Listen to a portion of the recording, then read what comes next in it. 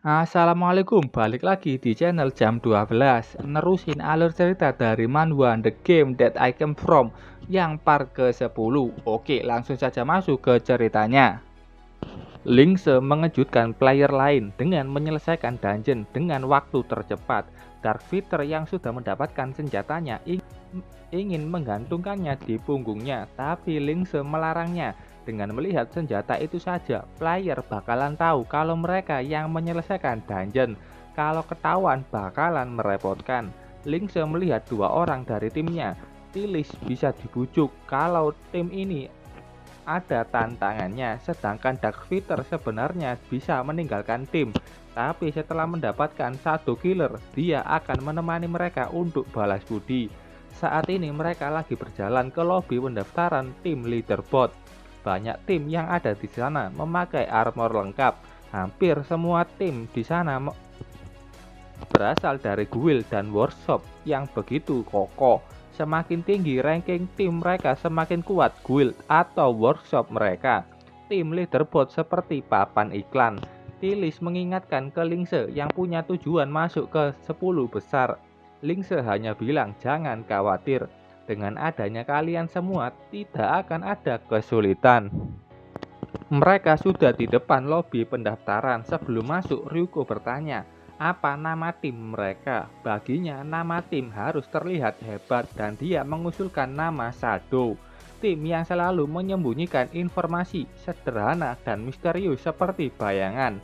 Lingse tersenyum mendengar nama itu sangat cocok dengan mereka. Lingse mendaftarkan tim Shadow. Dan sekarang waktunya mendapatkan poin. Shadow mulai menaklukkan dungeon yang menguntungkan mereka. Ketika tidak mungkin menyelesaikan dungeon tingkat Insanity dengan 4 orang saja, mereka terus mencetak rekor. Dan tingkat spesial akan dipercepat dan membuat rekor baru lainnya. Penyelesaian dungeon tidak sulit, yang penting mereka harus cepat menyelesaikannya.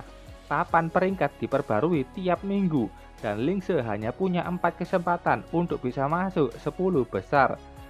Dan setidaknya mereka harus masuk sekali dalam 4 kesempatan itu. Shadow semakin terkenal dengan menyelesaikan dungeon dengan membuat rekor-rekor baru. Karena info yang privat, player hanya tahu adanya tim Shadow. Shadow belum masuk 10 besar, tapi sudah fakta kalau mereka mencetak rekor di banyak dungeon. Dan keadaan seperti ini menjadi sesuatu yang membuat orang bermaksud jahat bermunculan. Sementara itu di tim Shadow, lagi di dalam dungeon, Ryuko yang sudah tahu adanya tim Shadow palsu yang ingin meniru mereka. Bagi Lingse mereka tidak penting. Saat ini lagi-lagi mereka menyelesaikan dungeon tingkat Insanity dengan waktu tercepat. Beberapa saat kemudian, saat Lingse ingin memasuki dungeon berikutnya, mereka melihat adanya 4 orang yang mirip dengan mereka babak belur berlari ketakutan. Dan Lingse juga melihat tiruan Shadow yang lainnya. Kali ini aktingnya lebih menjanjikan dan sudah yakin kalau diri mereka sendiri adalah tim Shadow yang asli. Shadow KW mulai berhadapan dengan Shadow asli. Mereka mulai mengoceh tentang mengaku-ngaku kalau timnya adalah yang asli dan akan melawan siapapun yang palsu. Bahkan semua player mulai menganggap mereka ini adalah Shadow asli. Karena mereka terus-terusan saja melawan Shadow palsu yang lainnya. Tiff dengan ras Beastman mulai menuduh Lingse sebagai palsu dan memanggil mereka imposter. Lingse hanya tenang-tenang saja, dia menghela nafas dan berbalik. Ayo pergi, tidak perlu untuk membuang waktu dengan orang rendahan. Berbeda dengan sikap Lingse, Tilis sangat marah melihat dirinya yang ditiru. Begitu juga dengan Dark Fighter yang lebih marah karena tiruannya orang bertubuh gemuk besar seperti babi. Dia bahkan sudah siap menembak kepala tiruannya. Lingse mencoba menenangkan mereka. Lingse tidak punya pilihan lain, dia akan meladeni mereka. Tiruannya bilang kalau mereka akan melenyapkan tim Shadow palsu termasuk tim Lingse dengan bertarung 1 lawan 1. Mendengar itu Lingse setuju. Rata-rata yang menang akan menjadi sisi yang menang. Tiruan Ryuko maju dan lawan pertama yang maju tentu saja Ryuko. Tiruannya membuat lingkaran. Dia membuat aturan juga, jika salah satu dari mereka keluar dari lingkaran ini, mereka akan kalah. Lingse menyuruh Ryuko untuk tidak berubah. Pertarungan sudah dimulai. Tiruan Ryuko dengan licik meminta jabat tangan dulu sebelum mulai pertarungan. Saat tangan Ryuko sudah menjabatnya, dia langsung melemparkan tubuh Ryuko menjauh. Dan Ryuko tidak sadar kalau dia sudah keluar lingkaran. Dan Ryuko pun terpaksa kalah. Ryuko sangat kesal dengan hasil yang tidak memuaskan itu. Tilis yang sudah emosi dari tadi, dia maju untuk menghajar tiruannya. Beberapa player yang melihat pertarungan itu melihat wajah Tilis, mereka sangat familiar dengan wajahnya. Tiruannya yang seorang laki-laki dengan sombong akan mengampuni Tilis kalau dia menyerah. Tilis sangat marah. Simpan perkataanmu itu untuk diri sendiri. Player yang melihat itu pun mulai yakin kalau itu memang Tilis dari arena. Tapi Tilis tidak pernah dengan tim lain. Lingse yang gak suka mencolok akhirnya menerima banyak kerumunan. Dan dengan pertarungan ini sangat bagus untuk mereka agar menutupi identitas mereka. Tiruan Tilis terus mengoceh untuk menghentikan Tilis bertarung. Tapi Tilis diam saja seakan menunggu serangga itu menyerang. Pertarungan sudah dimulai. Tiruan Tilis menggunakan sihir Thornlock. Muncul banyak cabang yang keluar dari tanah. Cabang berduri itu mengurung Tilis yang hanya diam saja di tempatnya. Lingse yang melihat itu tersenyum. Tidak seperti saat melawannya. Tilis sekarang tidak menyerang dengan gegabah. Dia mengamati musuhnya dulu baru bergerak. Tilis mulai terkurung. Tiruannya sangat senang, lawannya lemah. Dan player yang menonton mulai ragu kalau itu Tilis dari arena. Saat itu keluar asap dari kekangan itu dan sihir api yang berhasil menjebol kurungannya. Tiruan Tilis sangat kaget melihat sihir kurungannya berhasil dijebol. Sihir api itu terbang dan mengenainya. Tilis sudah keluar dari kurungan. Seseorang pernah berkata padaku, seorang mage bertarung masihlah seorang mage. Tilis mengejeknya yang gak tahu kelemahan di antara berbagai elemen magic. Elemen kayu lemah sama api. Tilis yang sudah kesal maju dengan gerakan cepatnya, dia menebas tiruannya. Tiruan Tilis tersungkur, tapi dia tidak mau dipermalukan seperti ini. Dia bangkit dan menyerang dari belakang. Serangan lambat itu bisa dihindari sama Tilis. Dia menoleh ke atas di mana Tilis sudah membuat sihir Fairy Dance Rising Phoenix. Burung Phoenix sudah terjun menghantam tubuhnya dan pemenangnya Tilis. Tilis kembali ke timnya dan mengatakan ke mereka untuk hati-hati. GG, begitu kata Dark Vader. Tiruan Lingse kaget melihat temannya bisa dikalahkan dengan mudah. Dan satu-satunya yang bisa bertarung hanyalah dia.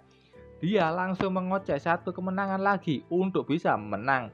Dia menantang Lingse yang dari tadi hanya bisa diam dan ingin pergi dari situ. Dengan bodohnya dia nantang bosnya. Majulah, katanya sombong menantang Lingse. Sementara itu di tengah kerumunan, di situ ada 4 sekawan. Jiran sangat yakin kalau itu memang benar bos Lingse. Xiaolan juga sangat senang bisa melihat Lingse sekali lagi. Tiruan Lingse terus mengoceh untuk menantang Lingse yang dianggap paling lemah di timnya, karena dia melihat kalau Lingse dari tadi ingin segera pergi. Tiruan Lingse ini dalam hati bilang kalau dia melakukan ini karena misi dari workshop. Pertarungan sudah dimulai. Lingse hanya menutup mata, diam saja di tempat. Tiruannya sudah menyerang. Dia mulai dengan menggunakan bom asap. Karena itu player lain gak tahu apa yang terjadi di dalam asap itu. Tiruan Lingse mulai menggunakan skill Shadow Substation, skill khusus Steve. Tubuh pengguna akan menjadi tersembunyi di dalam lingkungan berasap, sembari bisa mengetahui lokasi musuhnya. Tiruan itu mengejek Lingse yang hanya bisa diam saja, bahkan dia belum bergerak. Dia memutar ke sisi dan sudah di belakang Lingse. Saat dia sudah menusuk tubuh Lingse, dia mendengar sapaan dari belakang tubuhnya. Lingse menggunakan Eagle Eyes yang bisa menemukan keberadaan tiruannya dan muncul di belakangnya. Tubuh yang diserang itu ternyata bayangan Lingse yang kalau dibunuh atau menghilang bakalan memberikan efek fear ke musuhnya. Di luar asap mereka terkejut saat ada pemberitahuan kalau pemenangnya sudah ditetapkan. Mereka penasaran siapa yang menang dan kenapa kok cepat amat. Shadow KW percaya diri kalau mereka lah yang menang. Dari balik asap itu terlihat pemimpin mereka terkapar dengan banyak luka lebam di wajahnya. Dengan Lingse yang masih berdiri, "Cukup, ayo pergi." Begitu kata Lingse sembari pergi bersama tim Shadow asli. Darth Vader masih kesal dengan tiruannya. Sementara itu, 4 sekawan ingin menyapa Lingse setelah lama tidak bertemu. Player lain mulai menganggap mereka yang kalah adalah imposter. Steve itu menjelaskan bagaimana Lingse mengajarnya tanpa ampun. Saking cepatnya gerakan Lingse, dia tidak tahu ke arah mana pukulannya. Tiruan Darth Vader sudah tahu kalau itu adalah Tilis dari arena, dan mungkin saja yang baru mereka lawan adalah Shadow asli. Emang asli, dan mereka langsung menyesal sudah bertarung. Sementara itu di markas guild Wolfang, terlihat player yang melaporkan situasi tim leaderboard yang mulai terganggu dengan munculnya tim Shadow. Wakil guild master Wolfang bernama Tupai Bejat. Dia menyuruh anak buahnya untuk menargetkan tim Shadow khususnya Lingse dan buat mereka menjadi level 0. Sementara itu di ruangan Stillwater, seperti biasa mereka membahas apa saja yang diperlukan untuk kemajuan guild Nebulos. Koko yang berada di situ mengingatkan ke Stillwater tentang Lingse yang membuat taruhan untuk bisa masuk ke 10 besar tim leaderboard. Koko sudah tahu kalau tim Lingse yang bernama Shadow itu udah dikonfirmasi dengan Tiana. Koko akhirnya menerima kalau Lingse emang orang yang kuat. Dia memperlihatkan hasil tim Shadow ke Stillwater. Stillwater sangat kagum dengan hasil itu. Dia memuji pengetahuan Lingse tentang Heavenland. Tapi dia juga bilang kalau tim Lingse membuat masalah secara tidak sengaja. Karena akan banyak guild atau workshop yang terancam dan akan mengincar Lingse. Stillwater tidak akan mengirim bantuan ke mereka karena Lingse sudah melebihi ekspektasinya. Dia ingin melihat sejauh mana Lingse bisa pergi sendirian. Balik lagi ke tim Shadow. Saat itu Lingse dikejutkan dengan 4 wajah yang dia kenal. Siapa lagi kalau bukan 4 sekawan. Sebelum masuk dungeon, Lingse memutuskan untuk istirahat bersama 4 orang itu. Seperti biasa, mereka memuji Lingse termasuk Xiaolan. Dia bilang tanpa Lingse level mereka melambat. Mereka saat ini terhenti di dungeon Fishman Tide. Lingse memberitahu mereka bagaimana cara untuk mempermudah menyelesaikan dungeon itu. Longface yang menjadi pemimpin tidak ingin info lanjutan. Mereka terlalu bergantung dengan Lingse dan nggak mungkin terus meminta bantuan dari Lingse. Mereka harus mencari tahu sendiri dan setelah itu mereka pergi. Lingse harus cepat, dia harus menuju ke level 15 dan menjadi Awaken. 1 minggu kemudian, Shadow sudah masuk ke 20 besar di papan ranking. Sekali lagi menjadi pusat perhatian dan membuat kompetisi leaderboard semakin meningkat. 2 minggu kemudian, Shadow sudah masuk ke 15 besar. Identitas Shadow semakin misterius karena belum ada player yang mengakuinya. Di minggu ketiga, Shadow mendekati 10 besar. Dengan informasi kehidupan sebelumnya, Lingse dan Shadow mulai menaikkan tempo menyelesaikan dungeon dengan rekor baru. Tapi di minggu keempat, Shadow harus terhenti untuk menaikkan ranking. Shadow dalam masalah. Saat ini mereka dikepung oleh player yang tampaknya dari guild besar. Pemimpin ini kayaknya dari Wolfang. Dia mengingat perkataan Tupai Bejat yang menyuruhnya menahan Shadow kalau mereka berhasil ditemukan. Dia menyuruh anak buahnya menyerang. Shadow dengan mudah menahan setiap serangan dari guild Wolfang. Ryuko dengan blessingnya dengan mudah menghancurkan mereka. Sihir api Tilis membakar semua player yang mencoba menyerangnya. Darth Vader dengan Shadow Killer dengan cepat dan presisi menembak setiap kepala yang menyerangnya. Satu player yang hanya bisa melihat dan bersembunyi dikejutkan dengan suara Lingse yang sudah di belakangnya sudah menemukannya. Tapi saat Lingse mau menyerangnya, serangannya dihentikan seseorang. Tupai Bejat sudah sampai muncul menahan serangan dari Lingse. Lingse sudah tahu kalau orang ini adalah wakil guild master dari guild Wolfang. Tembakan Dark Fighter pun bisa ditangkis tupai bejat. Lingse juga tahu, dengan kemampuan ganda itu, tupai bejat pasti sudah awaken. Tupai bejat dengan yakin menantang Lingse dan Shadow. Ryuko yang bodoh tidak tahu seberapa hebat orang yang sudah awaken. Dia maju tanpa kenal takut. Lingse menyuruh Dark Vader dan Tilis membantunya. Kalau mereka terbunuh di sini, mereka kehilangan level dan item karena mereka sudah di daftar merah. Pukulan kuat Ryuko sudah datang. Tupai bejat menghindar. Dia menggunakan skill Tiger Subduing Dragon Clamp yang bisa menyerang balik secara efektif. Skill itu membuat Ryuko terkekang, tidak bisa bergerak. Tupai bejat langsung menuju ke Lingse. Dia sudah berada di depannya. Lingse terkejut melihat jarak besar antara player biasa dan player yang sudah awaken. Tupai bejat mengejek Lingse yang katanya player terkuat di Shadow. Saat itu sihir api Tilis berhasil menjauhkan Lingse dari serangan tupai bejat. Tupai bejat yang menghindar harus terkena tembakan telak di kepalanya dari Dark Fighter. Tapi saat itu Lingse memberi peringatan ke Dark Fighter, yang ditembak itu cuma clone. Tupai bejat sudah di belakang Dark Fighter dan sesaat sebelum membunuh Dark Fighter, Lingse menendang tupai bejat menjauh dan menyuruh lainnya segera lari. Dengan top time, Lingse bisa menghindari pukulan tupai bejat. Tupai bejat sedikit terkejut dan langsung memberi tendangan kuat ke arah Lingse. Tupai bejat terluka di wajahnya dan tidak menyangka kalau Lingse seorang top time. Lingse mengeluarkan bom asap. Dia bilang ke Shadow untuk berpencar dan mundur. Berkat bom asap itu, Shadow berhasil kabur dari Wolfang. Tapi bodohnya, tupai bejat tidak mengejar mereka. Dia meremehkan Shadow yang belum awaken.